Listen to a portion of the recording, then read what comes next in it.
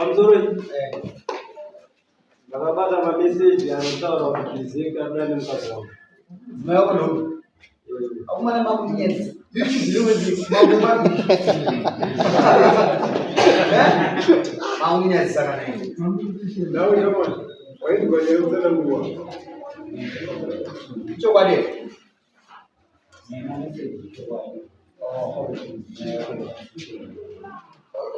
Message cho kwa. Waitumira. Yo walo.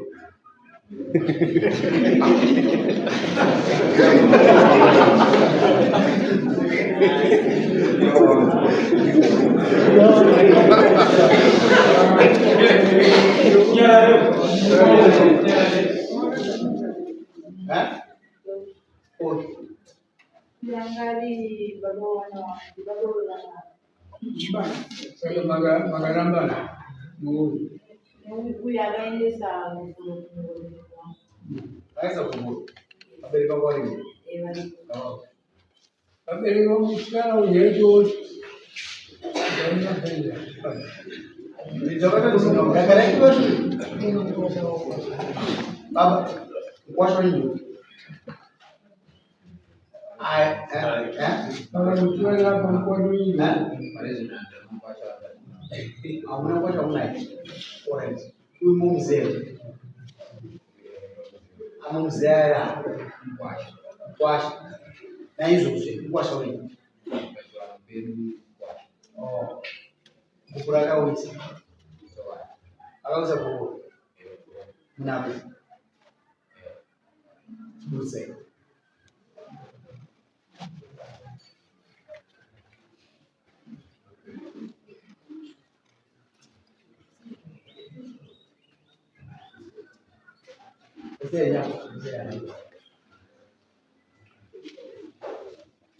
Berapa sama ini nanti?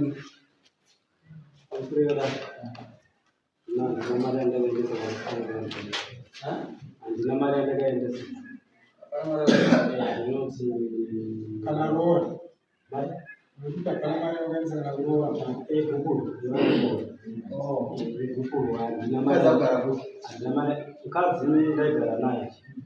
Mukazi uyu akanitiza pamba sowa 21 April.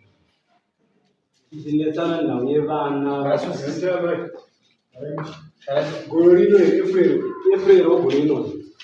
Tinetsana naye vana vari kumusha vaigara vari vega. Grade 6 ne grade 5. Kuno kune 2 vataiva titinavo kuno. Nana kanaka. Mufunga na vatinavo. Nemukadzi. Akatiza akaenda kubasa. Asvika kubasa ikoko ndatera after 3 days. Ndatera after 3 days idzodzo. Passport. Ndatera after 3 days idzodzo. Nditaura naye kuti mai mwana ngadzingire kumba. Mai mwana akanditaura akanditi inini nemurungu wangu takawirirana 3 months zvichisenza. Ndakamufonera murume uyu ndakati ndauya notora mukadzi wangu. Akanditaurira akanditi pedzerana iko. Ndakati zvakanaka hapana chakaita sei, hapana chakaita. Ndofunga ndakasumuka inini ndakaenda kumba kwanzazi mwana wababa wavo ava. Nditi nemukoma wavo mwana wababa wavo ava. Nditi ndakasvika ndakavataurira kuti ndo nyaya iripo ndaendera mukadzi wangu kuzvanzi azoshuwa akaenda pano achioneka kuti ndikuenda kupi ndikuenda kubasa. Nditi asi havana kwanisa kumubvunza kuti chiita manetserana nemukadzi uyu. Ndikadai ndo nyaya yakaita ndikavatsanangudzira mafambiro akaita chi akaita nyaya dzacho dzese kusvika vazosvika kupi vazosvika kuno. Zvakanzi udaiti tsano vairwara. Ndakataura nemukoma wacho. Mukoma wacho akati inini musoro wangu unoita sei unorwadza. Saka nyaya iripo ndeyekuti inini todati inini tiende nyaya dzingi tinoti ndinadzo kwamukoma pabasa totaura nyaya dzipi idzi. Saka panguva dzataiva tiende ava vainditaura ndiri bhizi. Zvavainditaura ndiri bhizi nditika ava kubasa kwavo vanga vasikada kuti ndiende. basa kwavo. Ndakafona fona havaidayira dzonguva vaizouya ningirine ndatongodzinwa zvangu ouya ndotaura dzonguva titorara tise musango navo basa ndo achirubasa vari kubasa kwavo titorara tise musango ava vari kuti nditsanwa vari kuti ndanzadzi yavo ava ndanzadzi yavo turi kwana amai vavo amai vemadzimai vangu naamai vavo vamwe chete vakabva kudumbu rimwe chete ava vakandiramba pachena saka ndoshandisa rigubhuro ravari kutaura iri kuti ndingavapa gubhuro inini ndingavapa gubhuro ini ndichizikanwa kumba kwanzadzi yavo ava mwana wababa vavo nditi naamai guru kuti ndikuya pamba pavo ndichinenga pamusoro pemukadzi wangu ndichiti yatienzanisa kuti inini ndizowana apa ndakuda tinozvikatakati kuti inini ndizowana mameseji ayo kutati uya ndane mukadzi wangu vanga vatofonera nehanzvadzi yavo ekwaspoti kunzvimbo yaikuno titaure nyaya dzenyu mimi nemurume wenyu saka kakuita time dzokubasa apa zaita hafu zaita 9 o'clock apa nditanga basa na 10 ndakarika ndivachungure pakuvachungura ndipo pandakasanganzana navo vakatomiro nemumwe murume waimira nani zeti ndiye here kana kuti hasi ndiye ndipo pavakandiona pavatanga kumwe vachisafonyawo mberi ndipo ndakasvika manje nditi ai mimi chidzokerai kumba uri padhuze tozoita sei tozochita chitatu sezvamaita sezvamanga muchitaura zvanzi alright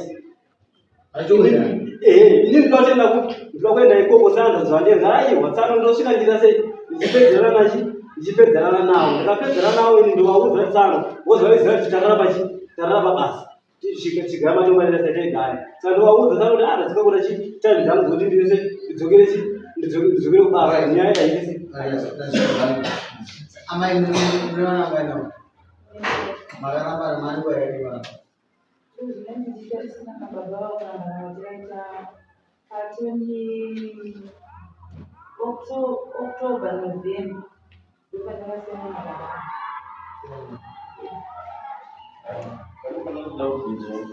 Wasi anari It was 21 April this year. My man is so after independence. Leo jantuzi nini? wani mamutu tu ubisi Aichukwana. yesu zema wesa mtukuza atabi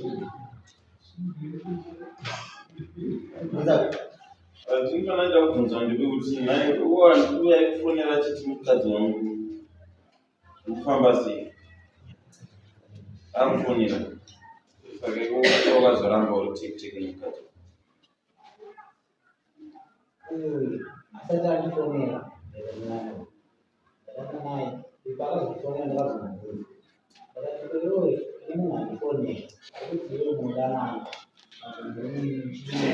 famba sei yakabudza kuti mine hatisipesi munhu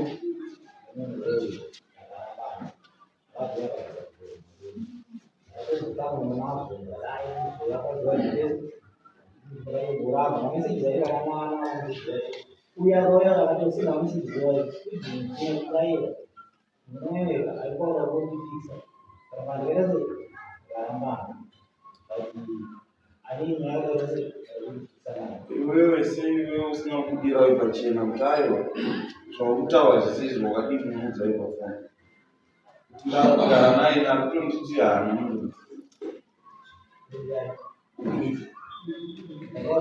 kutosha nekuti angasisatotaura nemizvo zvakanaka munhu angakungoti kana akafona akaibva atongotua asina meseji haana kana ine communication Wanachama zilipo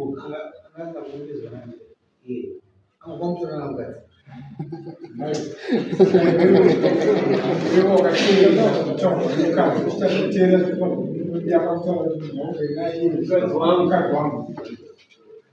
Tutonemana naye unaosikushesa zisizo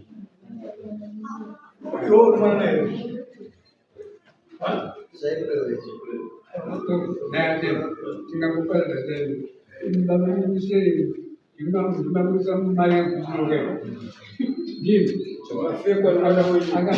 akawaikuda kwenyu yani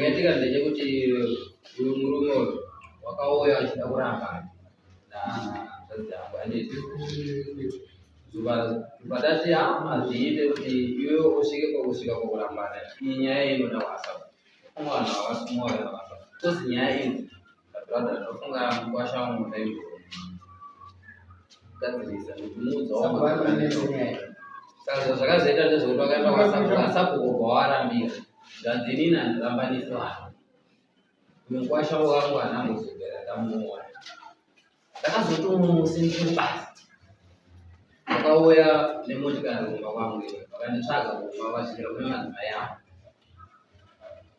mishaya wanditevera basa vandatoshedzwa nomurume zvikati kuna mwana uri kudai kune motikari yaramira asvika zikanzi tambosvika kumba mhena kuti nyaya iyi tingakwanisa kuitaura sevanhu vandinoziva wese vamoti aiwa munokwanisa kuitaura nekuti pana ndaishanda pacho naasina nidi kuti zvikwanise kuita pavakuta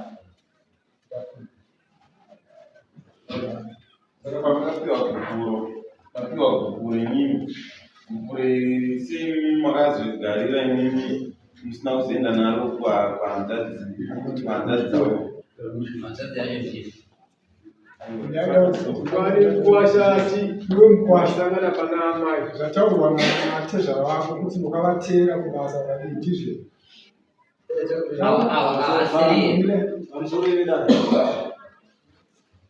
nhau yavari kutaura ndinoti manyepo nekuti ine ndaifamba vakandiramba handaikwanisa kuva ndichidzoka ndichienda kwavari because vakanditi ini iwe hausatezvera vangu vakandiramba vakanditi ine handisatezvera vangu baba vaikurambai urangani hai vanoziziva aiwa avo baba vairamba mumaonokuoii iyanzvazi yako iremupa Iyanzvazi yangu rekurasaukambe amujia akandichengeta amene vangu vakapangirwa uyu ndiye akandichengeta ndo baba vangu vandinoziva baba vanoziva vari kutaura nzvazi yangu hana kana ana chii chavanoziva anoita upenyu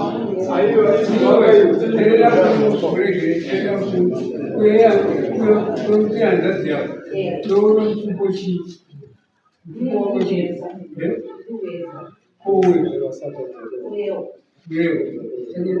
wamai unogara naye auti ndianzadza kucheche kana ukafa nhasi ndianotemani wangu ndianzadza kucheche sei inini pandinoti iyanzvazi yangu mukukura kwamwinini ndinotongoona seiye ndiye baba vangu noti pazvese ndiaimirani uyu ndakakuchengeta uyu akazoenda nanhasi dzake neavese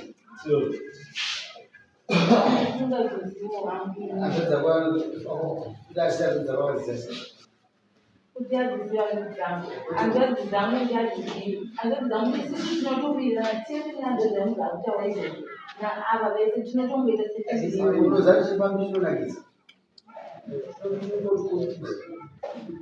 unomwana nokuchigira kuti uri mwana wamai chifambizvo zvachinoita saka hausi kuona kuti kuzvimidzi utoona kuzvimidzi uyaimusve twaseti akaita nyaya iya enda unoseva masamona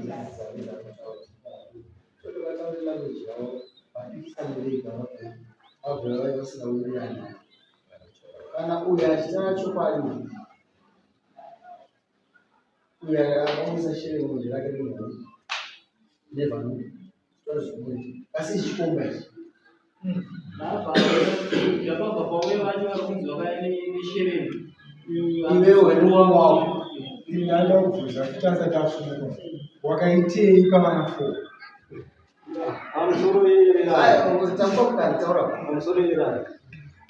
Na huyo ina hapana chanda kaita.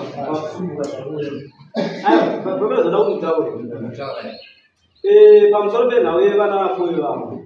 Ana pane makwirisi aripo pakati pe nawe ndataura.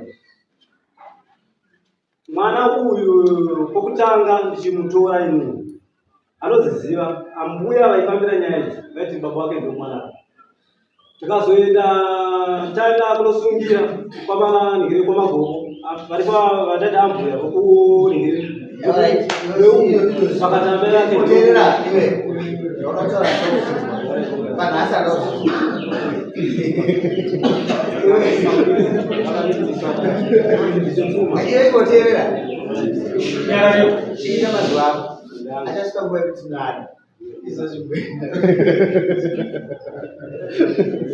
Chimwenda nawo acha vakuudza neurahisi chisungai mazuva ako ainge wasi achengetesha zvavanhu vataura vachiti kuzvisaura kusumudza izvose adhara iri pakatora moto muchikombo for now unosungirwa iwe mukadzi wangu ngumo iwe